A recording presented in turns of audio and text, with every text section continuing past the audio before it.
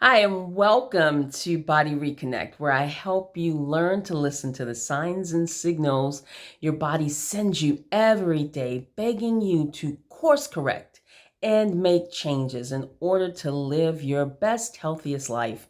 I'm certified lymphatic therapist Michelle Dominique, and today we have something a little different. And I think it's very, very appropriate given the season, right? Because we're all a little bit of henny penny, telling my age there. The sky is falling, the sky is falling. And let's face it, watching the news or kind of even on, if you're like me, I don't get news on my social media feed, but still, I mean, I've cut it off, but still some stories manage to get in, right? So nonetheless, the atmosphere right now is a bit charged, so much so that you might actually forget all of the good things that happen in the world. If you have sown seeds, and you always hear that, sow a seed and it'll grow, you just don't always know when and where it's coming. And that's what this feel good story is all about today. So, back in the day when I was younger, we didn't have a car. My mother didn't know how to drive, and I didn't live in Texas where you get a car at like 11. You're driving something motorized by the time you're 3. So I didn't have a car. We didn't have access to a car. So in fact, I taught my mother to drive. So how about that? So I spent a lot of time, wasted time, at bus stops, because to get anywhere from my point of town was a good 20 to 25 minutes, more like 40 to 45 minutes if you were going to Midtown or the other side of town, right? And there would be bus transfers, so you'd have to wait for another bus. I'm talking, and I caught the bus to school. There was no school bus. So I'm talking, it could be raining. Oh my gosh, the summers, just sweating your hair out, because I had pressed hair, and sweating your hair out, and it was awful. So much time waiting for a bus, only to get on the bus, and because my area of town was the end of the line, the bus would make a curve and then he'd stop and go on break for 45 minutes. So you waited for the bus for 30 minutes. Now you have to wait like 40 minutes while he has his lunch. It was just awful. So when I moved back home and I got a car, I would do something that some people think is very peculiar for sure, but definitely could be thought of as dangerous. So I'm not advising you do this. This is my story. I'm sharing this with you. But I had compassion for people standing at bus stops. So if I was driving past, I would stop and pick the person up and say, hey, I'd roll down my window. I'm going this far. I'm going to Broad Canal. If you're going that way, you want to ride. I really would. I would do this. I remember once there was a mother. It was Sunday. I was coming home from church, and it was a mother, and she had the chapel thing and the white on, and the stockings and the orthopedic shoes, and as mothers do. I mean, it's blazing hot out there, sweat dripping, but she was composed because she was a mother. And I pulled up to the curb and rolled down my window and said, hey, I'm going as far as Broad Canal. If you're going that way, you are welcome to get in. And she did. And as we're driving off, she touched my heart and she said, you know, the people who I was in church with today drove past and waved at me on their way passing at the bus stop. You were the only one who bothered to stop. That just blessed my heart.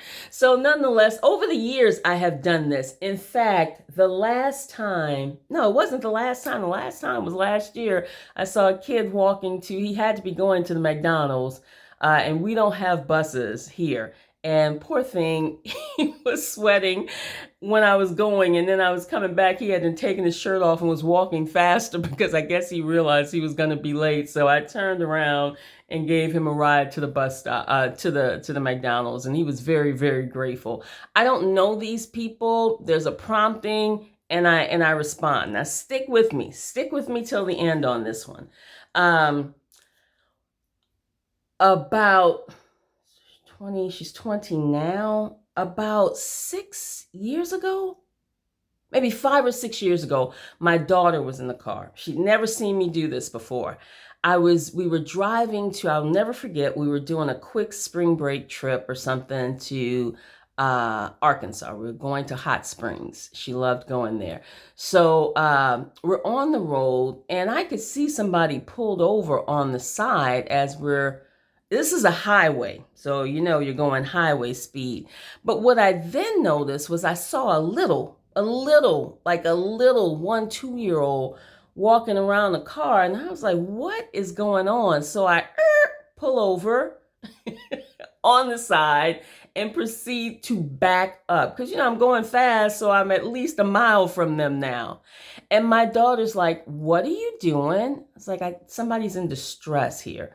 It's like, yeah, but what are you doing? I was like, just trust me here. So I get out of the car and I go and, hey, what's going on? And he's like, he was a father, and it was just a bad situation. The car had broken down, so there was no air. It was hot, so he had the window open, the door open. One kid sleeping across the street, across the seats, sweating. Another kid, that was the kid, like he was 2 years old, like kind of walking around the car. Now, he wasn't in the highway, but I'm the mother, with a mother, you're like, no, so he's on the phone trying to call somebody. It's in the middle of like nowhere. And so I said, okay, hold on a minute. And I go to my car, and my daughter's like, what are you doing? I said, they stopped. They need help.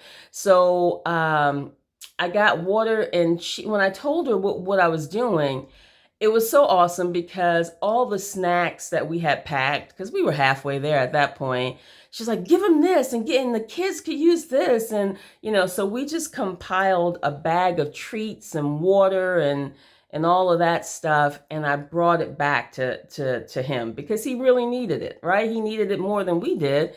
Our car was fully functioning and we were on our way. So I brought it back to him, and he said to me, I want to thank you so much. Nobody else stopped. We've been here for a while and nobody else stopped. He said, I really want to thank you because we really, my babies really needed this water. And he said, I prayed, God, show me a sign. Show me a sign because, I just started going back to church and I'm trying to get my life together. And I prayed that God would show me a sign, and you stopped. And I said, well, I'm your sign, take that as your sign. So I think we prayed. I think I may have prayed with him. I don't know. I can't remember if I gave him money. But, now hold that story right there because this is not to clap me up. As many of you know, I've been documenting or talking about my daughter, who is an international student this year. She is doing an international internship kind of thingy. And so, I talk about it and it's wonderful, but y'all, I am glued to the phone in a way I'm not normally. After business hours, my phone goes away, but I am glued to the phone because there's a 6-hour time difference, right? So I can get weird calls, and, we had that period where it was rocky and she wanted to come home, and, so you got to talk off the ledge and all of that. So loving it, excited for her. She's found her groove. She's doing the thing, but I'm her mama. So I am glued to the phone, right? So spring break comes, and everybody else's parents are up, and so they're going away. Well, I went up in the beginning to help get her settled. So what do?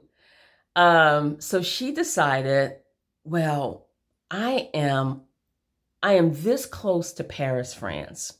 When will I ever be this close to Paris again? So she decides, she picked Paris and she picked Lisbon, Portugal, that she could do very cost-effective day trips or overnight stays with a hostel and a train ride or a bus ride. If you want to spend 12 hours on the bus going to Paris, I wouldn't, but I'm not 20. So nonetheless, I'm just like, oh, that sounds great. Solo, you said, right? So my mama heart is just like, because you want to be supportive and you want to rah rah, but like we just know people. You just know people in Spain. Now you want to, we don't know nobody in those places. Like there's no organization that you're attached to. I don't have anybody to call. Okay, that's great. I put on the fake smile and, so anyway, she does it. Now, here's where the story gets good. Remember what I told you, right? So every time I do something like that, even before I had kids, I would pray, God, if you bless me and none of these people I'm picking up kill me or anything like that, that's why I told you, don't do it. I'm just telling you my story. Don't go around doing this. It was an anointing. Never let me be stuck on the side of the road. That was my prayer. Never, if I listen to you and I do this, never let me be stuck on the side of the road. I'm not a DIY chick. I ain't changing no tires. These hands are for my clients. So I'm not doing, that's not my bend. But when I had a child, when my daughter, I would just add her into the prayer. Lord, I pray that my kid is never stuck on the side of the road. I pray that if she ever has a mechanical breakdown, that somebody would help her, right? Just as I've helped other people. Not a demand, but just a prayer, So fast forward into the present. She's doing this solo thing, right? So she gets to Paris. That was a situation that happened, but she made it through and she did it. So now this time she's really gung-ho because she's going on to her trip to Portugal, and she's excited, but she's already conquered Paris, her first solo trip, so she got this, right? So I get a call from her because she's not calling me in Lisbon. I'm just like, what? Wait, hold on. What is going on? Well, as it turns out, her phone died. Okay. So, and she's out all day long trying to squeeze in as much as she can, but her phone's dead. So she was on this boat ride. She leaves me this message because, I'm checking my phone working, then checking my phone working. And I get the most amazing message that morning. It was morning for me, which made my whole day and will make all of this come together. She said, Mom, I know I didn't call you, but my phone died. But the best thing happened. I was on a boat ride and I met another solo traveler. She was a woman from Canada, but she was of Jamaican descent. And so we started talking, and she was solo traveling too, about your age, she said. And I asked her to take a picture of me because we were getting to some monument. And so she takes the picture and she's like, oh my, everything went black. I think your phone died. And my daughter was like, oh no, I didn't bring my portable charger. So anyway, I said, that's fine. And we started talking and everything. And so when the boat ride ended, I said, well, it was so nice talking to you. Enjoy the rest of your stay.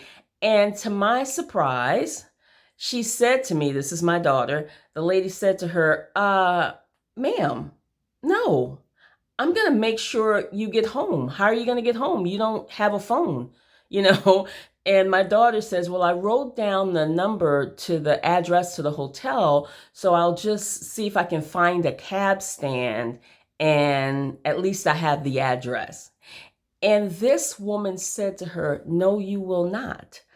I am going to call you. We're going to get off this boat. I'm going to call you an Uber. I'm going to wait with you till the Uber comes and make sure you get to your destination. I'm listening to the message because I'm not talking to her. She's leaving me a voice message because, of course, we're 6 hours difference. But OMG. When you sow a seed, you never know I got my first car, the story I'm telling you about when I used to pick people up, that was in my 20s. Now, you may not be able to tell, but I haven't been in my 20s in a very long time. This was not, over the years it happened. Like I said, it happened last year. It didn't happen before that for several years, but that's something that was impressed upon my spirit. And I was very sensitive to people wasting time waiting on buses. Okay. But here we are, fast forward over 2 decades later. Seeds I sowed way back then are coming in just the way I asked. Please don't leave my daughter on the side of the road. How did I ever know that in another part of the world, and it all is just so, because it could have been anybody, but it was a mother. It was somebody who she recognized. The first thing she said, she reminded me of you. You guys were about the same age. We talked. She has an only child. I told her I was an only child, like the whole thing. I wish I could let you guys hear the recording, but I don't know how to do all of that.